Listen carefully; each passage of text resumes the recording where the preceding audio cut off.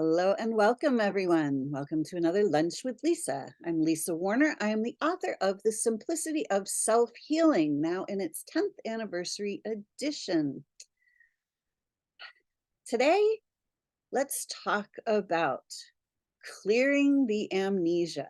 It is time for us as humanity to clear the amnesia that we are living with. When I was a little girl, 2 and 3 years old, I would go to bed at night and I would be part of the unified field. I would have the experience of unconditional love.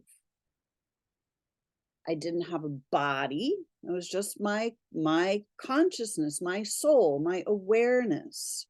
The core of our being, who we are, is pure consciousness. We are not these physical bodies. We are the soul, the non-physical beings who have come into have an experience on planet Earth with the physical body. The only way we can have a physical experience is to have a physical body. The physical body is just a body until we place our living life source essence into the body. We then animate the body, but we are not the body. So from that space of infinite, unconditional love and light, it was possible for me to turn around and look at the earth, just simply place my attention on earth, and I could see the amnesia. I could see humanity walking. It appeared like they're just walking blank, with walking bodies without the soul in the body. And at that time, it was really quite frightening to me. And I also realized that people who had come before me, who had tried to wake humanity up from the amnesia, to show them how to bring the soul into the body, to show them there's so much more. They were healers. And they pretty much met with some very unsavory endings. So at 2 and 3 years old, it was a little intimidating to know what I knew. So I realized that, I'm probably going to need to just make myself fit in. So I went into the amnesia as well, until there was a time when I found myself facing cancer and realized that that was the call. That was the time that I had to wake myself up. I had to remember who I truly am, because I knew that by remembering who I truly am, I would start becoming masterful with my life. I would start operating as my higher self, the higher level of awareness. And on my journey, I discovered many different things. I realized that the body is simply doing exactly what it's designed to do. It's designed to be a direct reflection of the soul that is in the body. And I also realized that the soul that is in the body has a mind that is programmed. It is programmed by the external world. It is programmed by society. When we are born, we are given an identity. That identity is not who we are. Therefore, right from the get-go, we start out life as who we are not. We are not seen as the grand beings of light we are. As babies, we're seen as completely empty vessels with no intelligence of our own, with, that we need to be taught the ways of the world. In case you hadn't noticed, the world's pretty messed up these days. Do we want to keep being messed up? Do we want to keep being distorted? Do we want to keep living in states of war and poverty and disease and death and destruction and disaster? I don't think so. So it's time for us to wake ourselves up. It's time for us to step out of the amnesia. We have to break the spell that has been cast over humanity. And spells have definitely been cast. Think about it. Any words you say, I am, the next words that follow are the spells that you cast on yourself. I'm not okay. There's something wrong with me. These are spells that we are casting on ourselves. We think they're simply observations. They're not observations.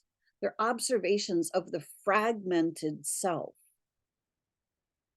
When we start living as who we are not, when we are not seen as the grand beings of light we are, we start to identify as the physical body with the label that we've been given, the identity that we've been given at birth.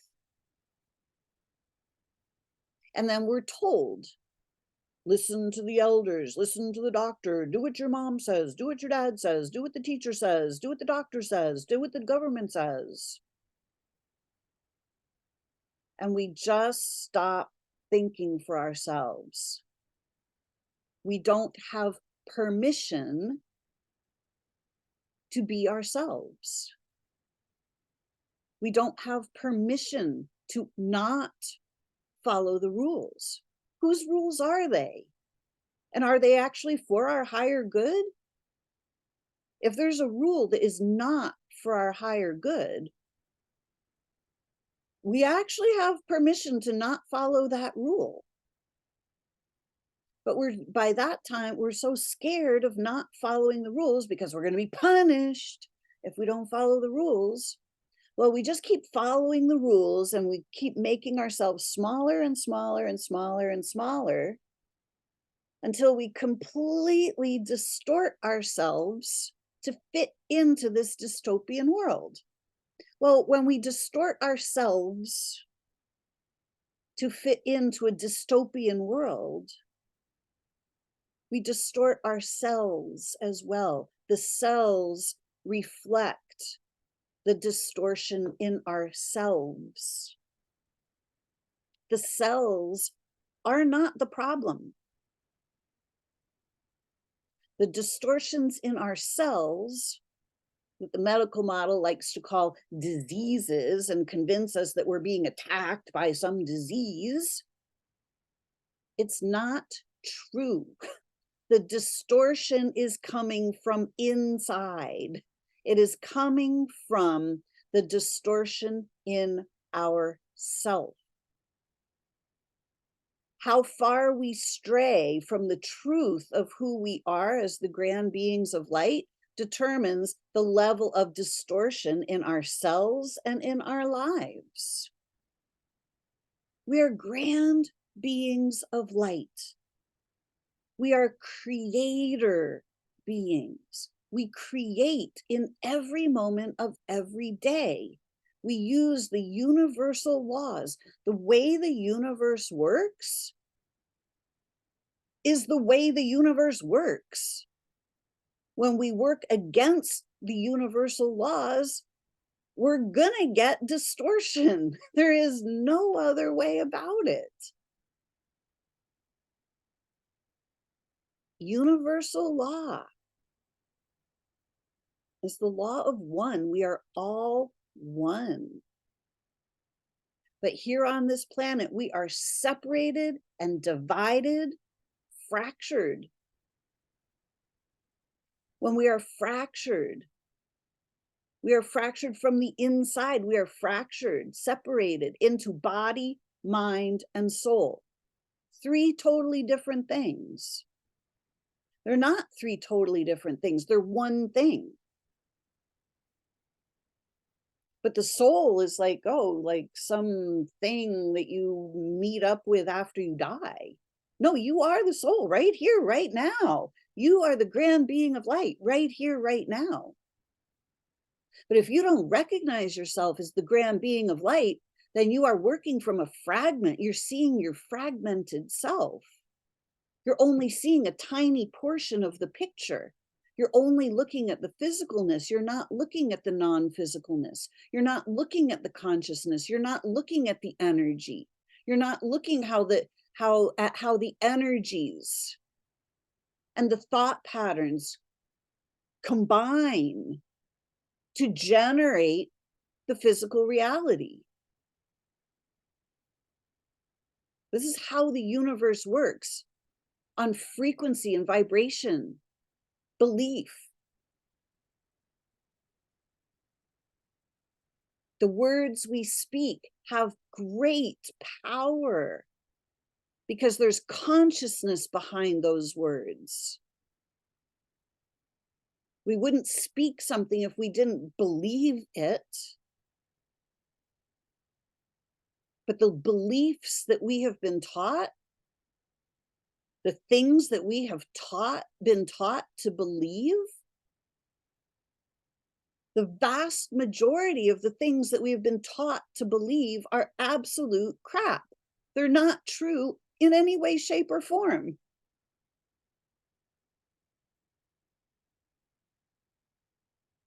The idea that there's something wrong with us, total crap. We are grand beings of light. There can never be anything wrong with us. We can have the experience of believing that there's something wrong with us, but that's only an experience. It's not the truth. Just because we're experiencing something does not mean that it is truth.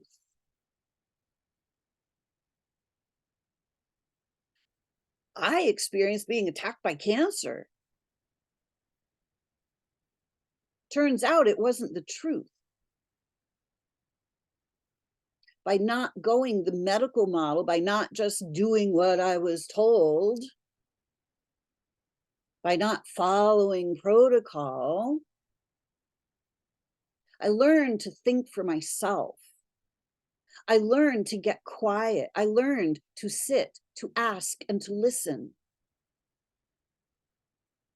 I learned in my process of asking and listening, getting quiet, starting to ask, what do I need to know about this in order for it to change? Every day I sat in that question until I got the answer. It took a while because my mind was so busy running thoughts of I'm not okay, I don't know, what if I don't succeed, what if the blah, blah, blah. With my mind running back and forth and around, you can't get the answers. They don't come. The answers come when you're quiet. They come in the stillness. Thinking doesn't give us the answers. Thinking creates the problems most of the time. Well, pretty much all the time. But becoming aware, the soul does not think. It doesn't need to think. It simply knows. If it wants to know the answer to something, it just simply places its attention on the answer. It allows the answer to come forth. The answer reveals itself. We don't have to go looking for it. We don't have to go seeking it. But we do have to look and seek inside, right here, right where the question is asked. The answer isn't out there somewhere. Nobody else can give you your answers. Your answers are up to you. But you have to clear the amnesia first. You have to clear away who you think you are so that you can actually recognize who you truly are. The grand creator being, the eternal being of light you are.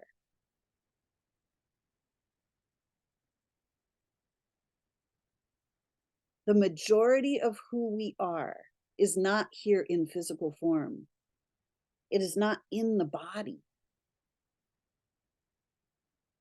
If the entirety of your being came into a body, you'd be lost. The vast majority of you, me, all of humanity, is in non-physical form. And it's in the imagination. Not that we've been taught that the imagination is, oh, that's not real. That doesn't mean anything. The imagination is the tool that we use to see in the non-physical realms. It is an important part of who we are. Kids use their imagination all the time. It's because they're actually seeing the things that they are imagining. Imagination, image in, the images that come inside in that pineal and pituitary glands, on the view screen, inside.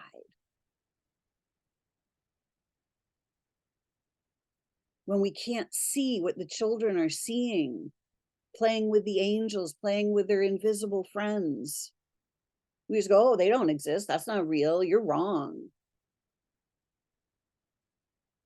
And then we shut down our ability to see the unseen. We shut down our ability to communicate telepathically with each other, with the earth, with the animals, with the plants around us. Yes, we can communicate with plants.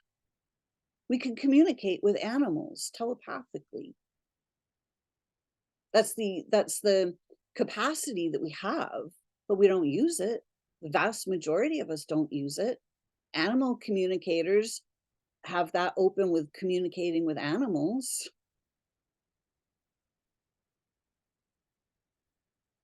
Mothers and children, mothers all pretty much, as far as I'm aware, a lot of mothers automatically know if something has happened to their child on the other side of the world. The child's traveling, something happens, and the mother automatically knows because we have quantum entanglement. We're all connected. We're all one.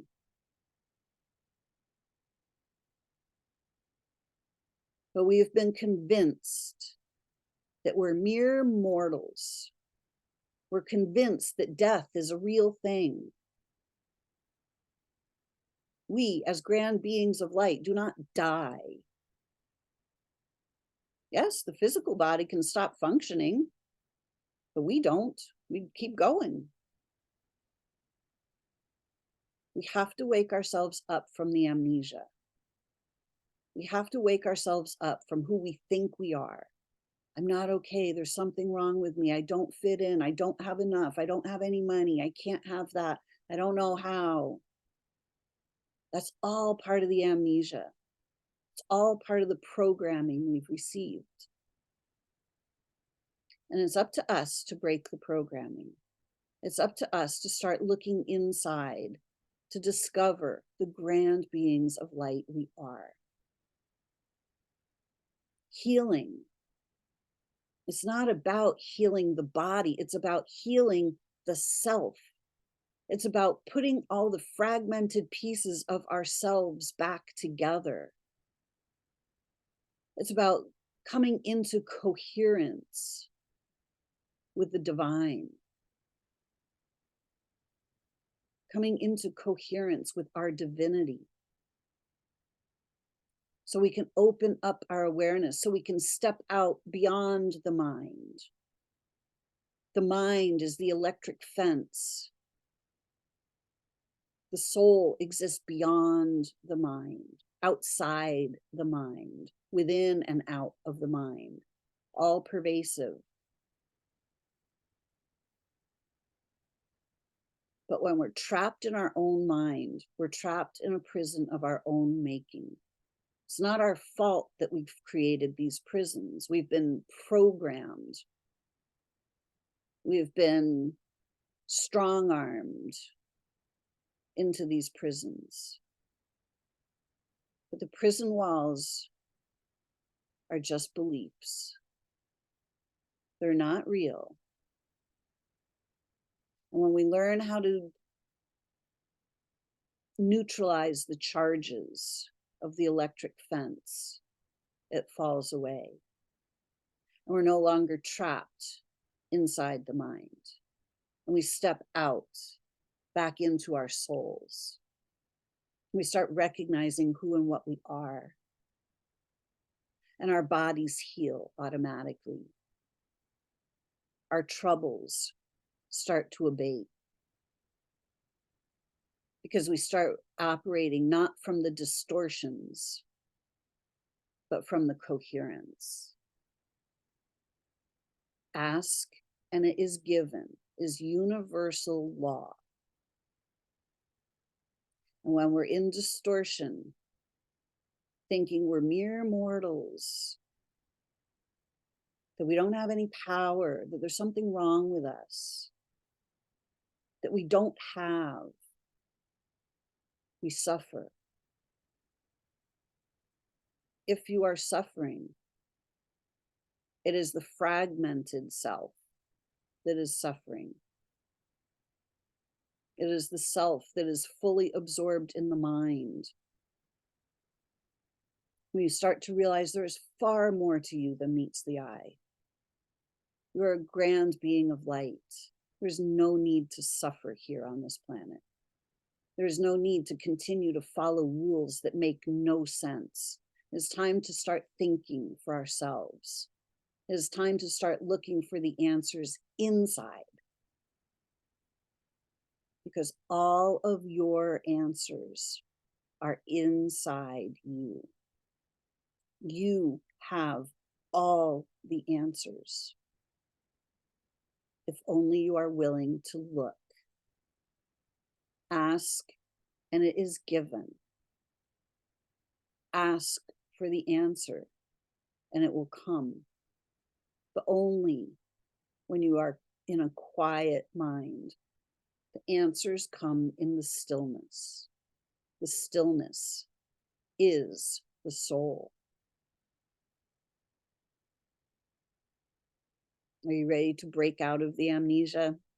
It's time for all of us to break the spell and to set ourselves free. It's time to be who we truly are, the fullness of ourselves. So we can be healthy, wealthy, wise, and happy for life. I hope this was helpful to you. If you'd like more information, you can find more at connectingyoutoyou.com. I'm Lisa Warner. I am the author of The Simplicity of Self-Healing, now in its 10th anniversary edition, and you can find that on Amazon. So thanks for watching. Thanks for joining me for another Lunch with Lisa.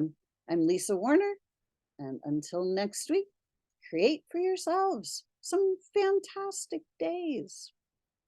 Bye for now.